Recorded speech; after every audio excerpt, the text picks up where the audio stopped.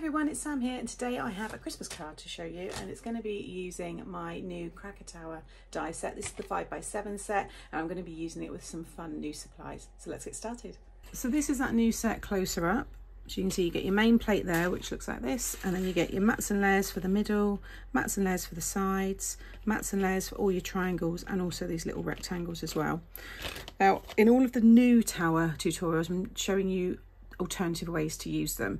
I will show at the start the way it's meant to be folded, just for a single kind of style card, but check out my towers playlist, which will be popping up now and also at the end, because I have so much inspiration on there, and what I do with those ones you can do with these. So I thought it'd be nice to just show you some other ways. Now, I did start filming this and realised I hadn't pushed record, which does happen a lot, but it's okay, I can still go through everything. So there is some glue on the back here, which I managed to quickly remove, but you want to pass it through and you will have something like this. And then I always just like to go back over the score line, so just lay it down in your scoreboard and just where the score lines have been marked on the card when you cut it, just line it up with a track and just go over them. You've got one here, one that goes down through the middles here, and then again here and here. Once you've done that, you want to fold it so you have a valley and a mountain fold on each side. So again, valley and a mountain fold. When that folds down, that gives you a 5x7 size, and this will stand up. So you can just have a single tower, just like this, decorate it, and you've got a lovely card.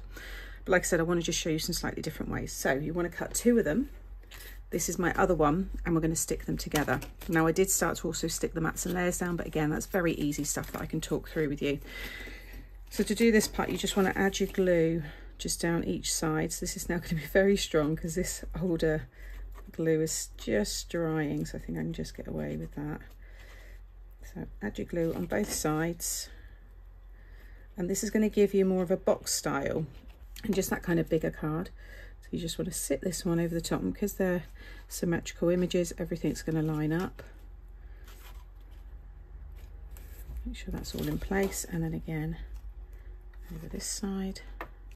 So you can see instantly it's just elevated that single style, and now you've got this fun box card. And what you can also do is cut into the front one, back it with acetate or keep it open, but you'll find your frame will probably weaken, so you might want to use smaller dies. Again, I've got lots of this kind of example already in that playlist, but you can then have things sandwiched between these two on like acetate, so they look like they're maybe swimming. I've done an aquarium style like this. You could have flowers crawling up inside.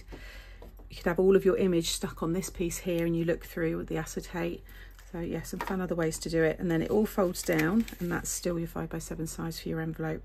But again, and it just kind of has a nice bounce to it, so it's really easy for the recipient to know. They open it up and it displays. The other nice thing about doing a box style is you can pull it out more. If you pulled it out like this as a single, it would just topple over. It needs more of that right angle to stay.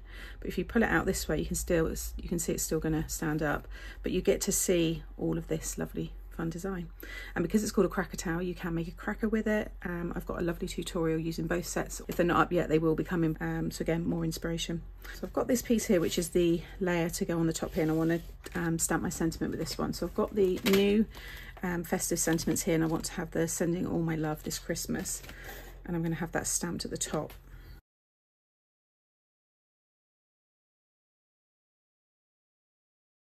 Do it one more time. I love these big sentiments.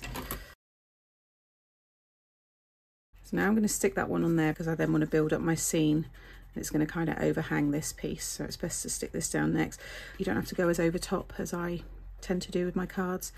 It looks lovely with the stamped image stamped directly onto this. Do it as a single. You've got a pretty flat card that's going to easily go through the post.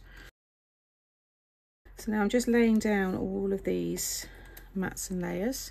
You don't have to have all of them. You can maybe have one, miss one, have one, and then stick another one down. You could just do this side and then not this side, but these are samples, so I kind of tend to throw every option at these cards, and then you can always take away bits if you're not so keen. So you can see straight away how cool that now looks. Oh, and I'm missing, oh, thank goodness, I thought I was missing one, but it's there. So I'm going to stick all those down next.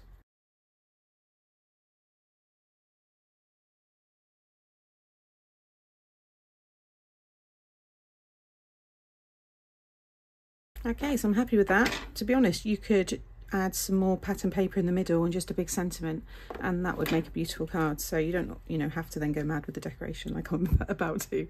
But again, just pop it all together there, fold it all down, check that you're happy with how it all looks. So this is the new Festive Fun stamp set. So you just got these, well, 5 really simple, kind of more of an outline image. There's not a lot of like shading and all that kind of stuff, so you can colour these with anything you do. Really simple colouring, you could do shading, colour pencils, watercolour, whatever you want. Today I'm going to use the Christmas tree.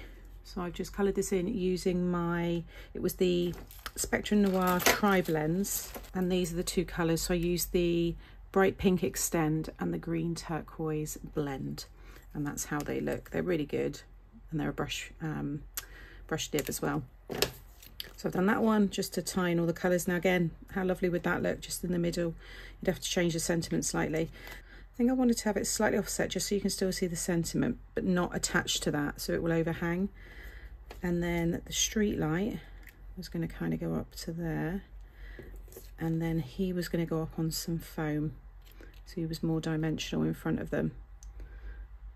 I think that's going to look quite cute. So I'm going to pop, I want some foam on those as well though. I think I'm going to double the foam for him so he's just more in the foreground, and I'm just going to do a single, I'll use this one here actually for the tree.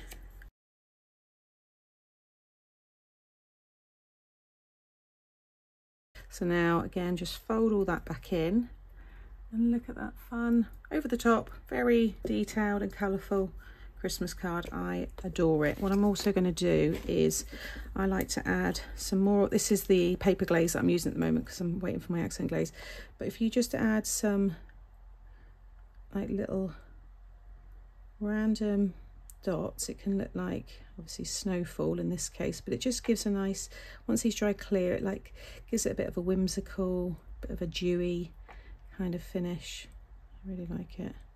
And that's what I've added onto the, you know, the light there, and his buttons and all of the baubles there on the tree. So thank you for watching today. I hope you've enjoyed this box style Cracker Tower card. I think it's super fun, really interesting, and like I said, it all folds down and that will fit into a 5x7 envelope. As always, all of the products will be linked individually in the description box below, but you can also find them by clicking here. Make sure you subscribe to my channel, that way you won't miss out on any future videos, and I'll have the tower playlist coming up now for more inspiration. See you again soon. Bye.